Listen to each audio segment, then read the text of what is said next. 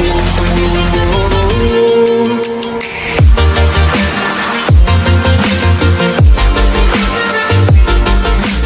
Everyone, welcome back to my channel. I am Pankaj. तो दोस्तों, हमने पिछली वीडियो में सोल्व की थी डे नंबर 12 वाली केस स्टडी। तो आज हम इस वीडियो में सोल्व करेंगे डे नंबर 13 वाली केस स्टडी, जिसका नाम है एब्स्ट्रैक्ट क्लासेस।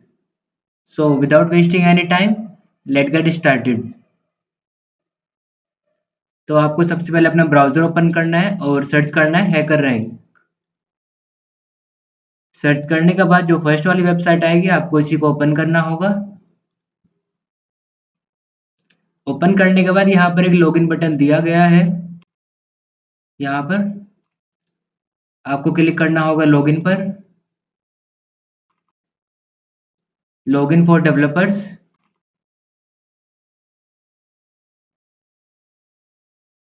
और लॉगिन करने के बाद आपके सामने कुछ ऐसा पेज ओपन होगा और यहाँ पर आपके सामने एक बॉक्स दिया गया है। आपको क्लिक करना होगा कंटिन्यू प्रैक्टिस पर।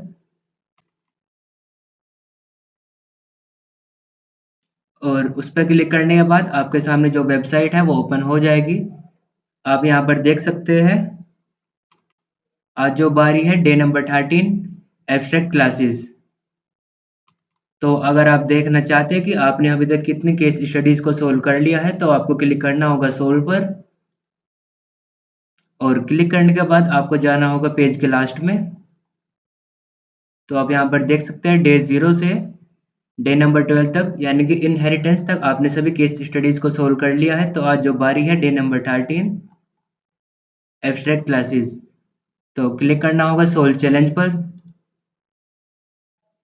और क्लिक करने के बाद आपके सामने कुछ ऐसा पेज ओपन होगा जिस पर कुछ थ्योरी पार्ट दिया गया है, कुछ सैंपल इनपुट, फिर सैंपल आउटपुट दिया गया है और लास्ट में आता है कोड एडिटर हैकर रैंक का।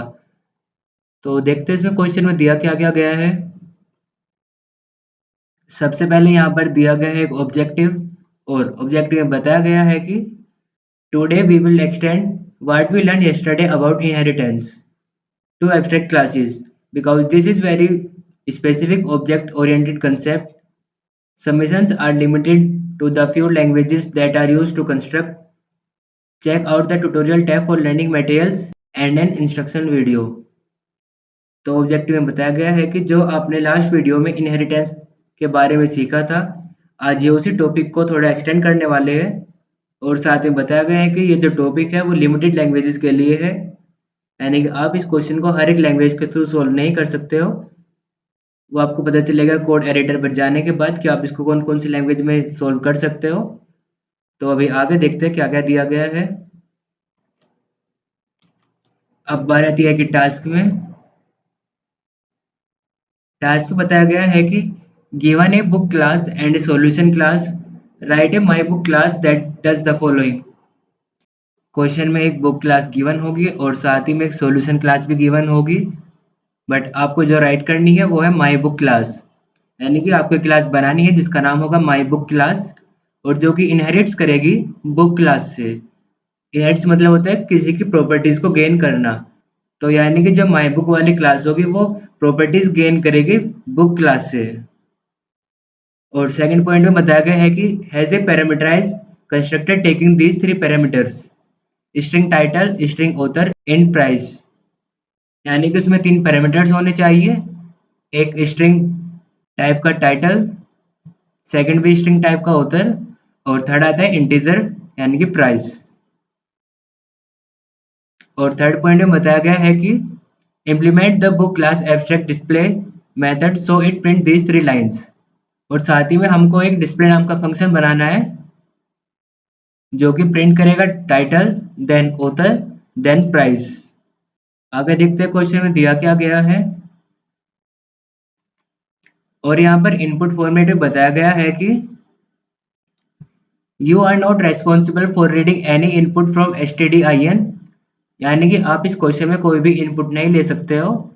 The solution class create a book object and call the my book class constructor, it then calls the display method on the book object. यानी कि इस क्वेश्चन में कुछ कोड को पहले से डिफाइन किया गया है, आप उसको एडिट नहीं कर सकते हो, और साथ ही में आप किसी भी टाइप का इनपुट नहीं ले सकते हो। उसके बाद बारी आती है आउटपुट फॉर्मेट। तो आउटपुट में आपको एक फंक्शन बनाना है वो डिस्प्ले नाम से, जो कि प्रिंट करेगा टाइटल, ऑथर और प्राइस। अब बारी आती है सैंपल इनपुट और सैंपल आउटपुट। तो सैंपल इनपुट में दिखाया गया है कि इन्होंने यहाँ पर 3 इनपुट दिए हैं। पहले वाला एक स्ट्रिंग है, सेकंड वाला भी स्ट्रिंग है, लेकिन थर्ड वाला एक इंटीजर है। और सैंपल आउटपुट में दिखाया गया है कि जो पहले वाली स्ट्रिंग इनपुट की थी वो प्रिंट हुई है टाइटल के साथ, जो सेकंड वाली स्ट्रिंग थी वो प्रिंट हुई है ऑथर के साथ, और जो थर्ड वाला इंटीजर था 248 वो प्रिंट हुआ है प्राइस के साथ में। अब चलते हैं अपने कोड एडिटर पर। और यहाँ पर आने के बाद आपको सबसे पहले लैंग्वेज जो चूज करनी है वो है सी प्लस प्लस, क्योंकि यहाँ पर सी का कोई भी ऑप्शन नहीं है। और साथ ही मैं आपको बता दूं ये जो टॉपिक है एब्स्ट्रैक्ट क्लासेस, ये टॉपिक जो है ऑब्जेक्ट ओरिएंटेड प्रोग्रामिंग का है, तो यानी कि आप इसको कुछ ही लैंग्वेज के साथ आप इसको सोल्व कर सकते हो। अब चलते हैं अपने कोड पर, और सबसे यहाँ पर 3 डॉट्स दिए गए हैं, आपको इस पर क्लिक करना होगा और स्क्रॉल डाउन करते हैं। और इंड मेन के बाद भी 3 डॉट्स दिए गए, आपको इस पर भी क्लिक करते हैं। तो यहाँ पर भी कुछ कोड दिया गया है जिसको आप एडिट नहीं कर सकते हो। और साथ ही में जो कमेंट्स दिए गए आपको अपने कोड को यहाँ पर टाइप करना है। तो अभी देखते हैं इस क्वेश्चन में दिया क्या क्या गया है। सबसे पहले इन्होंने कुछ हेडर फाइल्स को इंक्लूड किया है, सी मैथ्स, सी stdio, वेक्टर, आईओस्ट्रीम, एल्गोरिथम और स्ट्रीम। उसके बाद जो यहाँ पर दिया गया है वो है प्रोटेक्टेड स्पेसिफायर, फिर यहाँ पर पब्लिक स्पेसिफायर। अगर मैं इनके बारे में आपको बताऊं कि प्रोटेक्टेड पब्लिक होते क्या है, तो अभी देखते हैं इनको। तो यहाँ पर स्टार्टिंग में बताया गया है In C++, there are 3 access specifiers. Public, members are accessible from outside the class. Private, members cannot be accessed or viewed from outside the class. Protected, members cannot be accessed from outside the class, however, they can be accessed in inherited classes. आप चाहे तो इसका screenshot भी ले सकते हैं। तो वापस चलते हैं अपने क्वेश्चन पर। तो यहाँ पर इन्होंने प्रोटेक्टेड के अंदर 2 मेंबर्स को डिक्लेयर किया है, और यहाँ पर पब्लिक के अंदर भी उन्होंने कुछ डिफाइन किया है, टाइटल टी और स्ट्रिंग ए। उसके बाद यहाँ पर एक वर्चुअल वॉइड डिस्प्ले नाम से फंक्शन बनाया गया है, जो कि वर्क करता है एज ए फंक्शन। होता है वर्चुअल है लेकिन वर्क करता है ये बिल्कुल रियल के जैसे। तो अभी चलते हैं नीचे और देखते हैं यहाँ पर क्या क्या दिया गया है। इंट मेन के अंदर यहाँ पर एक स्ट्रिंग बनाई गई है जिसमें टाइटल नाम का और ऑथर नाम से 2 स्ट्रिंग है। उसके बाद प्राइस, और गेट लाइन के हेल्प से इन्होंने इनपुट लिया है टाइटल का, फिर गेट लाइन के हेल्प से इनपुट लिया है ऑथर का, और सी इन के हेल्प से इनपुट लिया है प्राइस का। गेट लाइन के हेल्प से इनपुट इसलिए लिया है क्योंकि आप जो नेम इनपुट करेंगे, बुक का नेम और बुक का ऑथर, उसके बीच में स्पेस भी होगा, तो स्पेस होगा यानी कि आप यूज कर सकते हो गेट लाइन का। अब चलते हैं अपने कोड पर, और जहाँ पर कमेंट्स है इसके बाद से यहाँ से टाइप करना स्टार्ट करते हैं। हमको सबसे पहले यहाँ पर अपने क्लास बनानी है माई बुक नाम से। तो टाइप करते हैं क्लास माई बुक, और ये जो माई बुक क्लास है वो इनहेरिट्स करेगी बुक क्लास से। तो उसके लिए टाइप करते हैं पब्लिक बुक।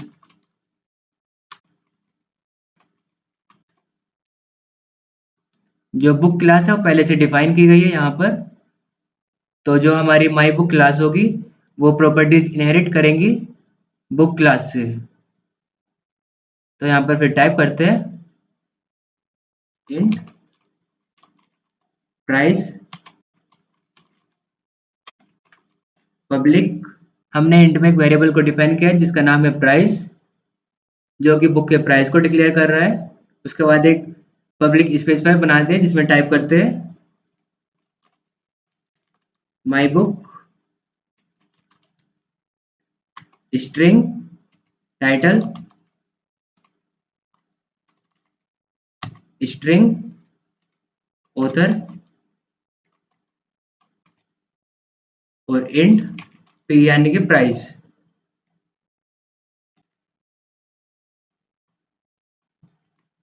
उसके बाद सेमीकोलन और टाइप करते हैं बुक टाइटल ऑथर। यहाँ पर इसने जो है बुक नाम से जो क्लासेस थी उससे प्रॉपर्टीज को इनहेरिट्स किया है, यानी कि टाइटल को, ऑथर को, और जो इंट में प्राइस थे उसको। अब यहाँ पर टाइप करना है price is equals to p, यानी जो पी नाम का वेरिएबल हमने ऊपर से इनहेरिट किया है उसको असाइन कर दिया हमने प्राइस के साथ में। अब एक फंक्शन बनाते हैं जो इसको प्रिंट करेगा, तो टाइप करते हैं void डिस्प्ले, क्योंकि हमने जो फंक्शन बना रहे हैं वो डिस्प्ले नाम से बना रहे हैं। तो हमें डिस्प्ले में क्या क्या करना है, तो टाइप करते हैं सी आउट, आउटपुट के लिए सी आउट यूज किया है, टाइटल स्पेस टाइटल, और लाइन फिनिश होने के बाद टाइप करते हैं एंड एल। दोबारा फिर से सी आउट, क्योंकि इस बार हमको प्रिंट करना है ऑथर सेमीकोलन स्पेस ऑथर, और लाइन फिनिश होने के बाद एंडल। और अभी हमें प्राइस भी प्रिंट करने हैं, तो टाइप करते हैं सी आउट प्राइस प्राइस, और लाइन फिनिश होने के बाद एंडल। और जैसे हमारी क्लास यहाँ पर फिनिश हुई है उसके बाद लगा देते हैं एक टर्मिनेशन, यानी कि अभी जो हमारा कोड है वो फुल्ली राइट हो चुका है। अब इसको टेस्ट करते हैं, क्लिक करना होगा रन कोड पर। कांग्रेचुलेसन, आपका जो कोड है वो सक्सेसफुल रन हो चुका है। अब बारी आती है इसको सबमिट करने की।